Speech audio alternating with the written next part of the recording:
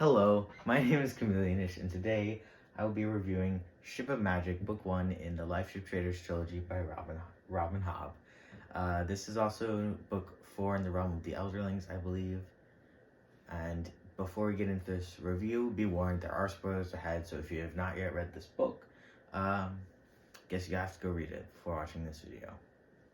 Let's get into my favorite aspect of the book, the writing.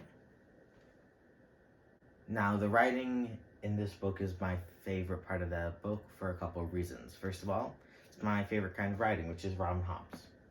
Or rather, the reason why Robin Hobb's writing is my favorite type of writing is because she transports you into the minds of the characters and lets you see through their eyes, which, in my opinion, that's the best type of writing there is.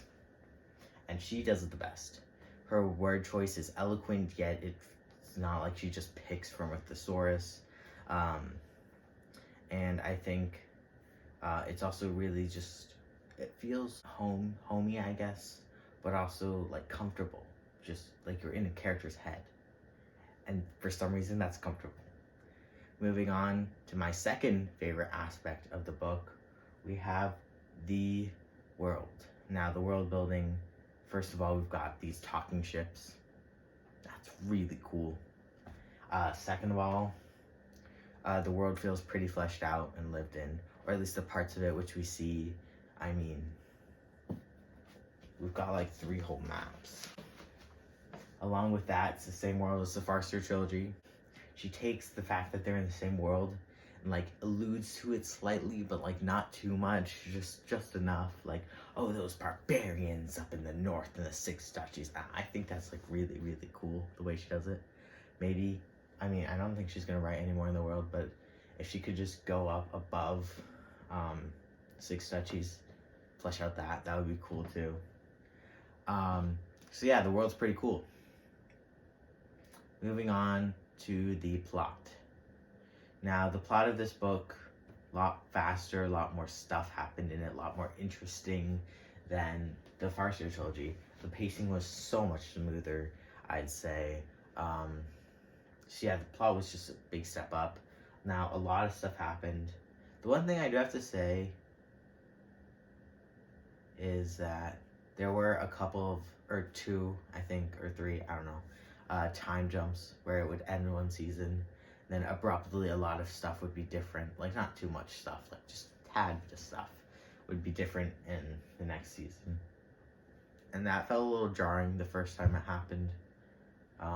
Also the serpents, the sea serpents. I don't know what's going up with them.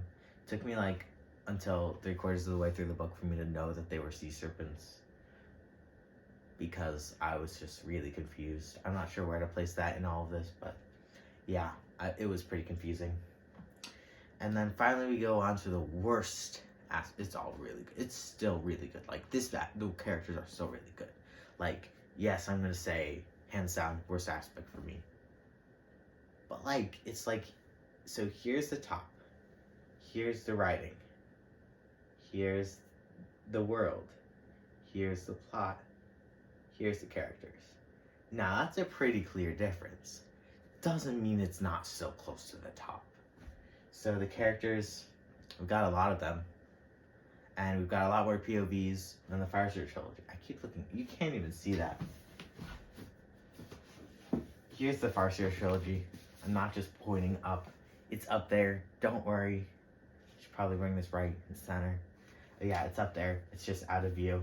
Maybe I should put that right next to it because I keep alluding to it so much. Yeah, where was I? Right, so we've only got Fitz's perspective there. Here, I don't even know how many perspectives we've had. So yeah, we've got a lot of perspectives in here, but I think they're all handled where you know each of the characters very well by the end of the book. The hardest part with them though was I just didn't feel super connected to any of them. Yes, I did love quite a few, and yes, I did hate a couple, and yes, I did loathe one, but I love Fitz with like all of my heart. If Fitz came into this world and asked me to sacrifice my life for him, I'd probably do it in like 5 seconds. Like, it would take me 5 seconds to think about it, and then I'd be like, yes, Fists. Whatever you need, you will not suffer anymore in my watch.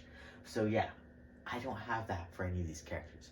Granted, it's only the first book, but I think I was that down. I was way more down with the characters here than in the first book.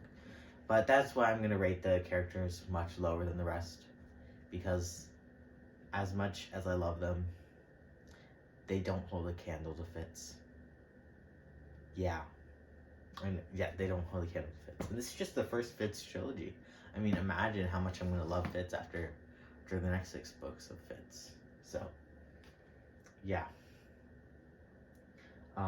Ship of Magic. Overall, my overall experience with Ship of Magic was, it was good. It was just hard to read a lot of it at once because I just wasn't super invested. And being not super invested, it made me like not really want to read it all the time, which was not the case with these. These I wanted to read. This I just was like, okay, I guess I have some time now. Oh, I'm in a car. I'm in a long car ride. I don't know if this happens, but I do read in the car sometimes. But yeah, I just didn't want to make time for this as much. And I think that's why I'm only going to give this book 4 stars. By the way, if you look back at any of my videos before this point, you know what they say, new year, new me. I'm going to start rating books way harsher. Yeah, thanks for watching. If you want to subscribe, that would be nice. And until next time, goodbye.